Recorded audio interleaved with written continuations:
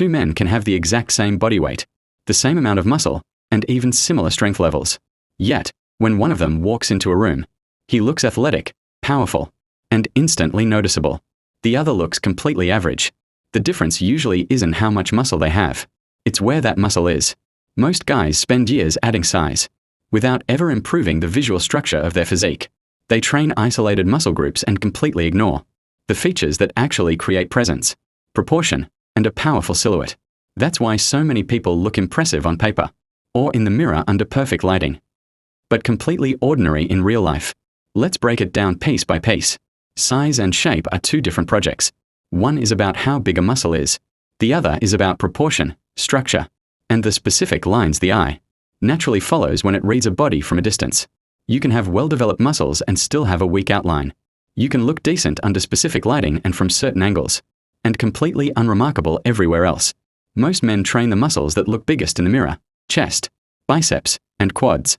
Those are also the muscles that contribute the least to overall impression, because the eye doesn't first notice the size of individual muscles. It notices the outline, the width of the shoulders, the thickness of the upper back, the structure where the neck meets the traps, and the density at the ends of the arms. There are 4 muscles that decide whether a physique looks like it was actually built, or just like someone who goes to the gym. Most people ignore all 4. The ones who don't look completely different, not because they're bigger, but because their frame is structured correctly. Muscle 1, the neck, the most neglected muscle, and the first place the eye lands. Before the eyes even reach the shoulders, they read the neck. A thick, developed neck makes the entire upper body look connected, solid, and complete, like the structure was intentionally designed, instead of pieced together. An underdeveloped neck makes the head look like it's sitting on a stick. No matter how good the surrounding muscle is, the neck almost never appears in regular training programs. It's not a mirror muscle. Nobody posts neck content, so it gets ignored year after year while everything else gets specialized attention. The result is a physique that looks complete from the chest down, and somehow disconnected at the top. The good news: the neck is one of the fastest responding muscles in the body. When trained correctly and consistently, it grows noticeably faster than most of the muscles people spend years developing. Basic movement: weighted neck flexion. Start with body weight. Lie on your back and bring your chin toward your chest in a slow, controlled motion. Do 1 to 2 minutes of this just to get blood flowing. Then, add load. Place a plate or weight on your forehead and perform the same movement. Lower for 2 full seconds. Do 3 sets of 15.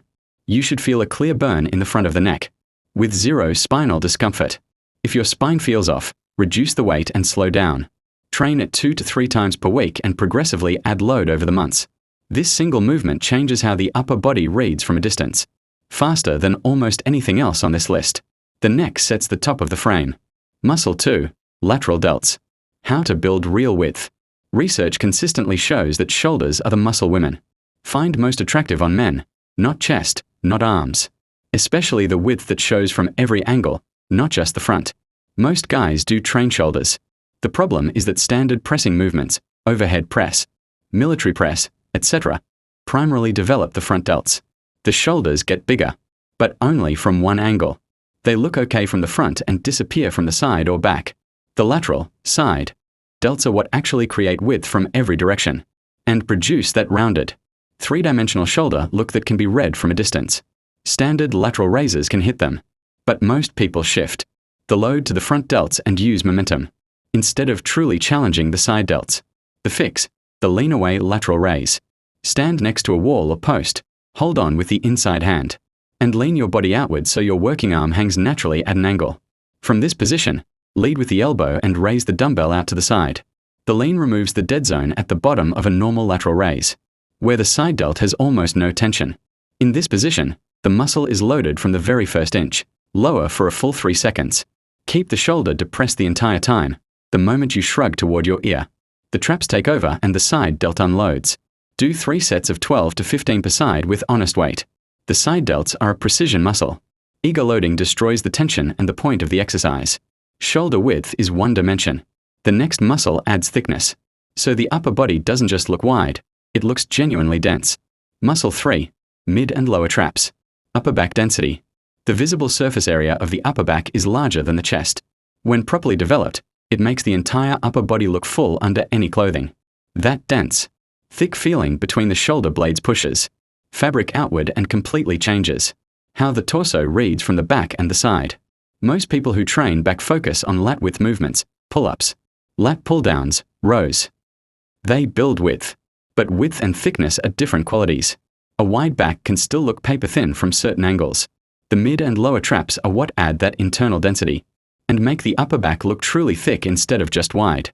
The movement, prone Y raises, or chest-supported reverse fly. Variation focused on the mid-traps.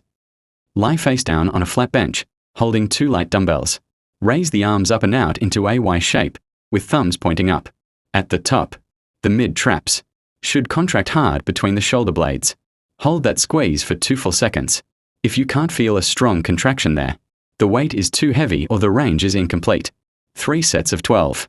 This is not a go heavier exercise. The value is in the quality of the contraction and the 2-second pause at the top. Done correctly, it's much harder than it looks. Upper back thickness changes the overall reading of the torso. Muscle 4, forearms. Functional strength and proportion at the end of the frame. Rolled up short sleeves and bare hands.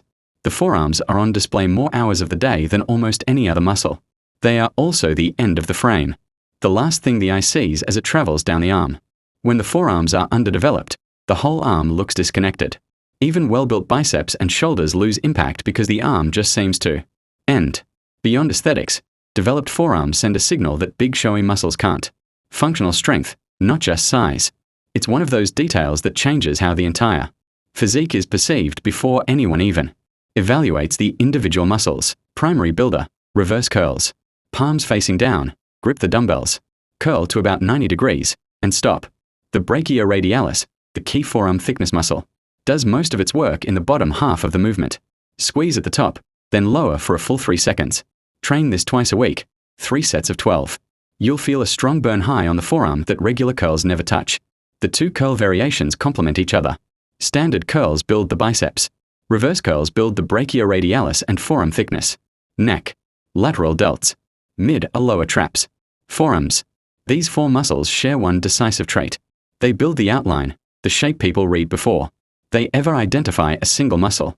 A physique can lack impressive biceps, size and still look genuinely powerful if the frame is structured right. Conversely, you can have developed chest and biceps, but if the neck is thin, the side delts are flat, the upper back has no density, and the forearms are neglected. The whole thing still looks incomplete, no matter how much work you put into the showy muscles. Train these 4 with the same intent and progressive overload you give everything else.